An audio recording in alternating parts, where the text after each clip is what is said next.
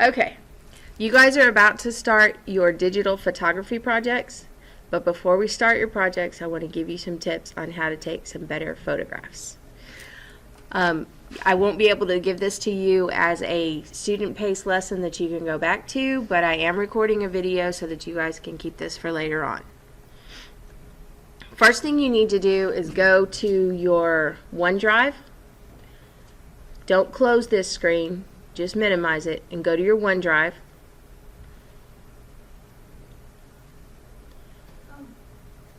That's okay, we'll fix that in a minute. No worries.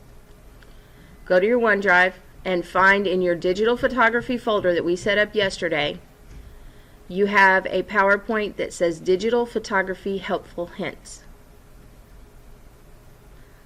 I want you to open that, and let's just go ahead and edit. You can either edit in PowerPoint or you can edit in your browser. I don't care which one you do.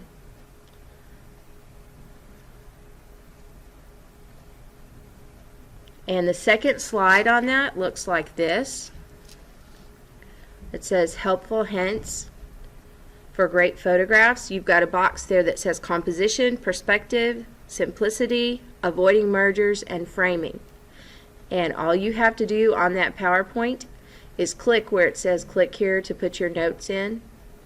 You have to use the PowerPoint. You can't type in Nearpod, but you have to put your notes on the PowerPoint.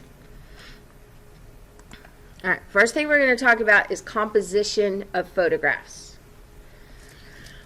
Alright, there are 4 basic composition techniques that we're going to talk about, and these are all fairly self-explanatory except for maybe the rule of thirds. I want you in that box that says composition. Let me open that up so I can show you.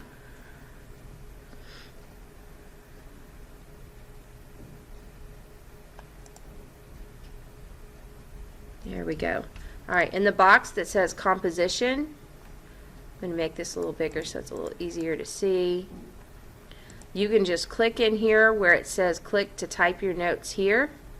You're going to put in there rule of thirds,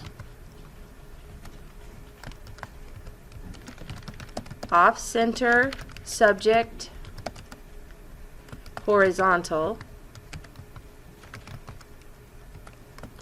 off-center, subject, vertical,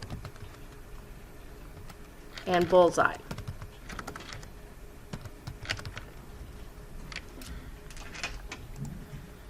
Those are the different composition techniques that we're going to talk about in here.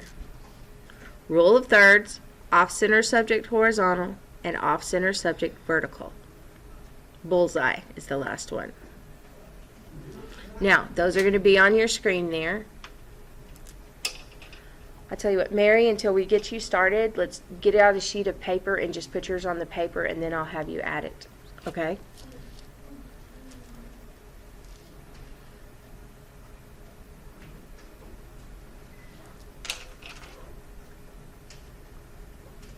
All right.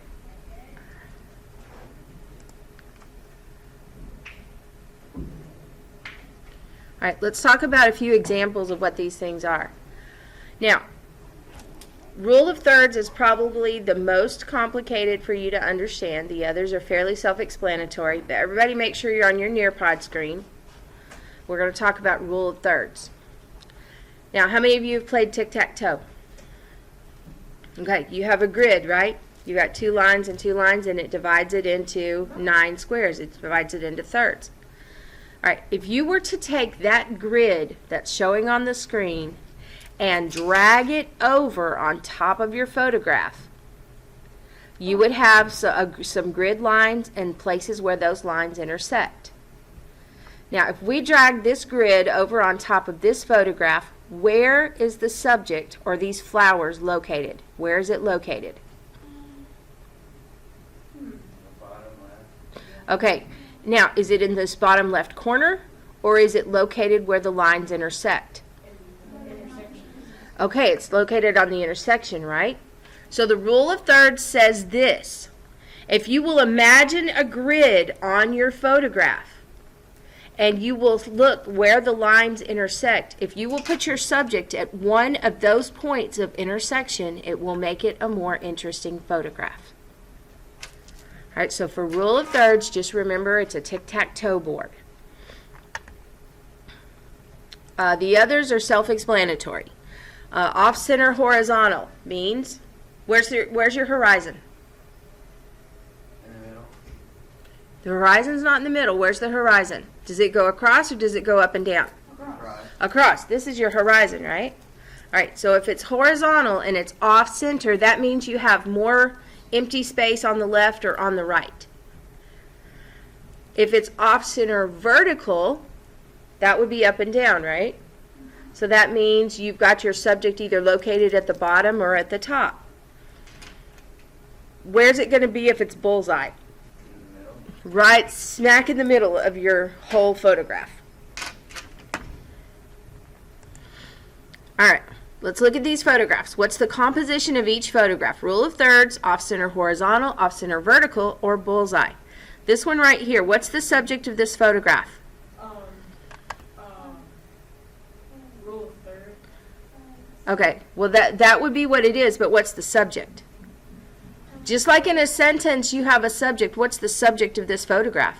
The little kid. The little kid, right? All right, and the little kid is located on a line of intersection if you were to put that grid on the screen. So this one is rule of thirds. How about this one with the carton?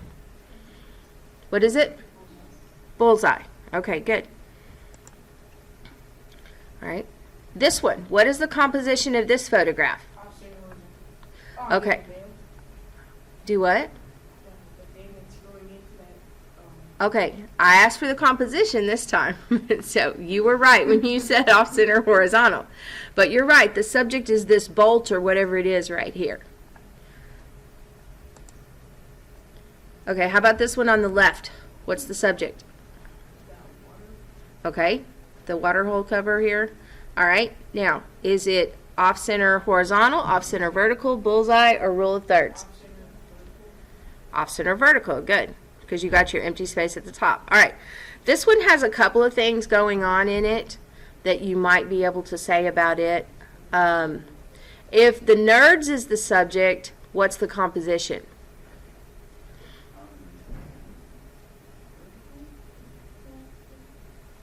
What is it? Off-center vertical, okay. What about if the shoes over here are the subject? What is it? What is it? Rule of thirds. It's kind of touching that point of intersection. Okay, good. All right, the next thing we're going to look at is perspective. I like what this says in here. One of the things it says, the most underutilized piece of photography equipment are your legs. All right. Bug's eye view and bird's eye view are both different ways of taking a photograph other than straight on. If you're having a bug's eye view, what way are you looking? Where are you and where are you looking? You're down low or on the ground looking up. If you have a bird's eye view, what are you doing? You're up high looking down. All right? So you're going to want to use your legs. You're either going to want to crouch down on the ground, lay down on the ground, or climb up on a ladder or something else for your bird's eye and your bug's eye view. Look at this one over here on the left. Which one of these is bird's eye and which one is bug's eye? Okay, first one is bird's eye, the second one is bug's eye. Now, of these two photographs, which looks better for this photograph, the bird's eye or the bug's eye?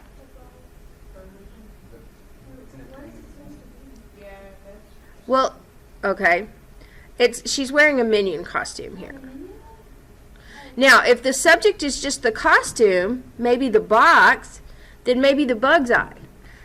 But notice it cuts off her face and all kinds of stuff here. So maybe the bird's eye view for this one would be better because you can see her face and you can see the actual costume. All right, this one. This is the same object in both pictures. Which one is bird's eye? The one on the left. All right, so that means this would be the bug's eye. Now, Of these two pictures, which one is most descriptive and tells you the most about what you're taking a picture of? What was that? Bug's eye, right? Because the bird's eye, all you can see is just this little metal square. But on the bug's eye, you can see, oh, wait, that's not a metal square. That's like a brace that goes around this thing. This is my favorite picture ever. I love these. All right. Obviously, this one would be bird's eye because you're up high looking down, and this one would be bug's eye. Which of these two pictures is the most interesting? The bug's eye, right?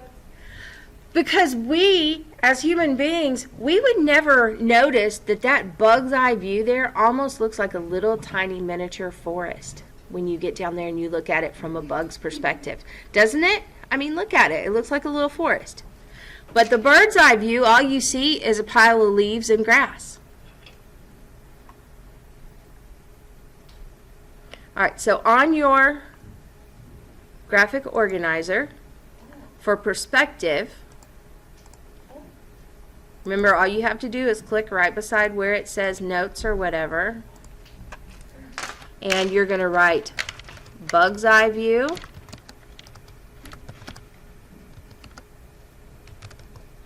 And what is that? Down, low, looking up.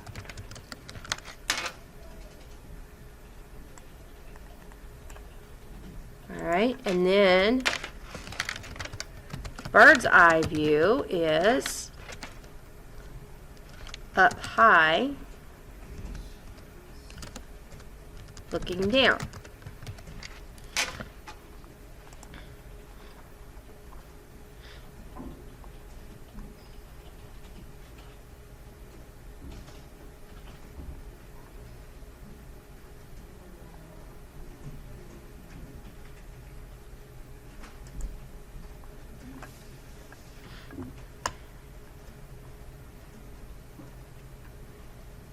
All right, we're going to move on to framing.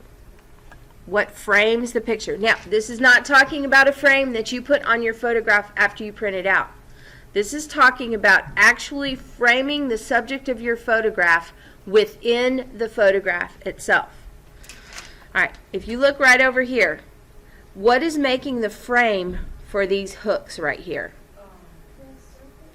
Okay, there's a circle thing. We don't really know what this circle thing is, but we know it's a physical object and it's framing the hooks, right? What's making the frame over here around the flower? A shadow, okay? So when we go to our graphic organizer, we're going to write that our frame can be created by, and you don't have to write out the whole sentence, you can actually just make it really short, sweet, and to the point. Peering through a hole, a physical item around the subject, or from a shadow. So here's an example of a physical item. Here's an example of a shadow. All right. This one on the right, this is an example of shooting something peering through a hole. It looks like it's a hole in a fence, like in a gate or something, and they just shot their photograph through that. Now, this one over here, there are a lot of different frames. What are some of the frames that you see in this picture? The buildings, right? These two buildings make a frame. What else? The clock. The clock has its own frame. It frames the face. The face frames the numbers. Okay. There's one more in there. Okay, that gate right there, that's what you call an archway. All right, so that archway makes another frame. All right, let's see. There's another, let's see. No, that's it. All right, over here, we've got this peering through a hole.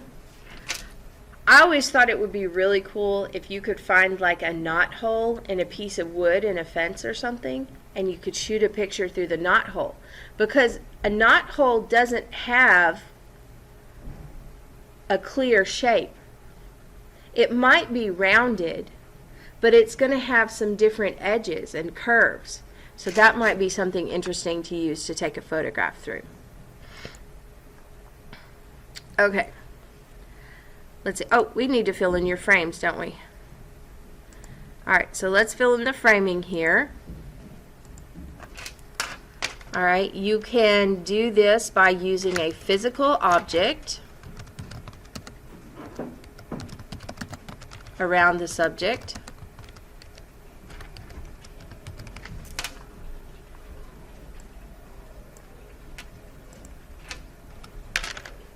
Peering through a hole.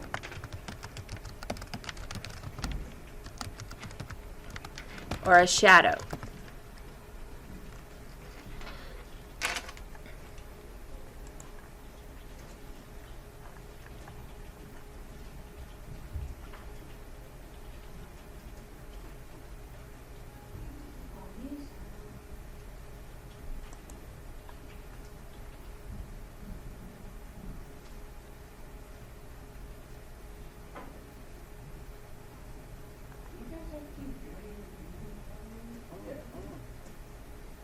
What are you having to do?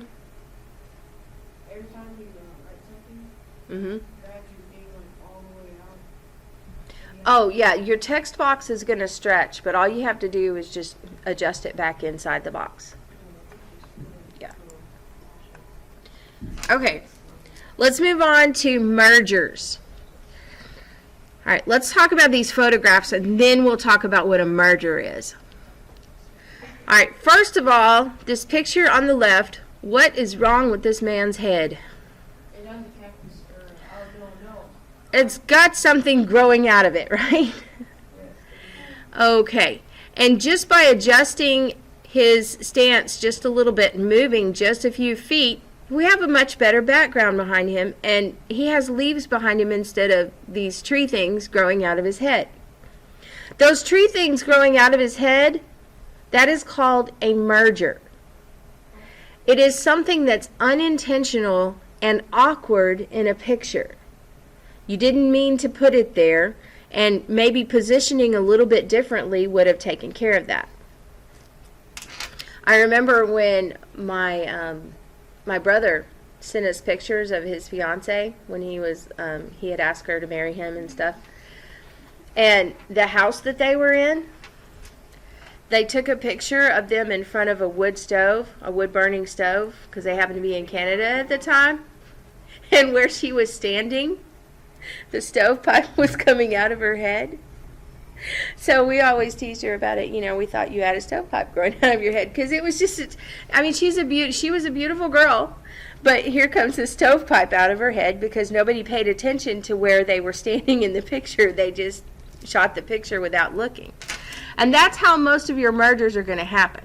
So that's why when photographers, like professionals, are taking like your team pictures and things like that, they're really particular about where you stand and how you stand, and they move you around because they don't want things to be awkward or unintentional in the picture.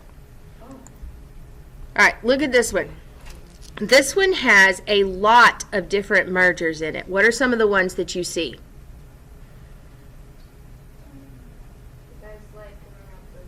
Yeah, okay, we're not exactly sure whose leg that is and why it's coming out of her hip, okay? The one in the pink, Mm-hmm. standing. Well, it's obviously that guy's leg.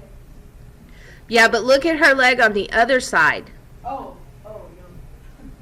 It looks like, okay, that's his leg, but she's got her leg crossed behind the other one, and it looks, so her legs look really awkward there. All right, what else? Do you think he intended for this boat to be in here? Probably not. Yeah. How could he have fixed that? Well, move the people or move himself. The photographer usually has to do a lot of the moving. Okay? All right, what do you notice about the car? It is blue. And what else? Water is blue. It blends together, doesn't it? Is it kind of hard to see the car? All right? And this guy right here, his feet are cut off. And this person over here, we're not even sure whether this is a guy or a girl because they're cut in half. We don't really know. How about this one with the elbow coming out of her ear? All right? All of these things are mergers. These are unintentional and awkward connections in your picture. So let's put that in here. That's about the best way I can come up with to explain that.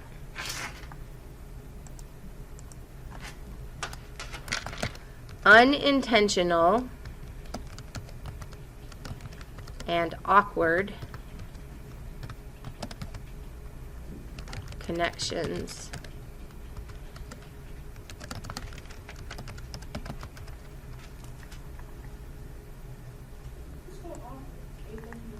AWKWARD, awkward. Yeah.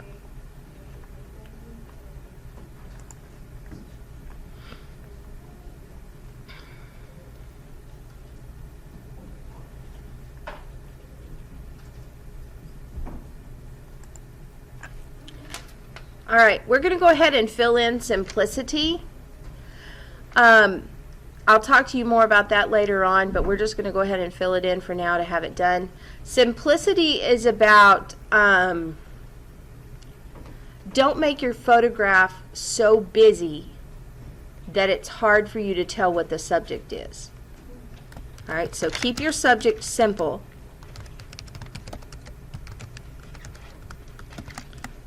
So your photograph is not too busy.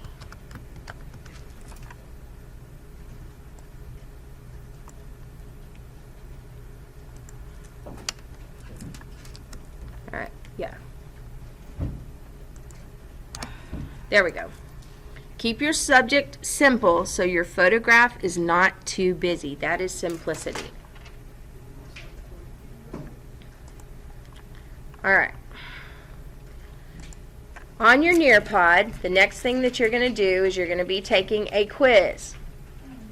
All right, so I want you to go ahead and answer these questions, and when you're done, what does it say at the bottom? Is it, or actually when you're done, it'll just send it to me. All right, so start taking the quiz. You're going to look at some pictures and you're going to answer some questions.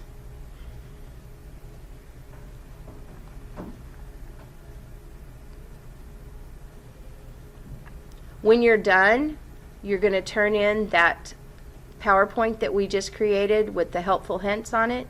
You're going to send me an email that says Digital Photography Helpful Hints, or DPHH, and you're going to attach that file to it as a copy and turn that in.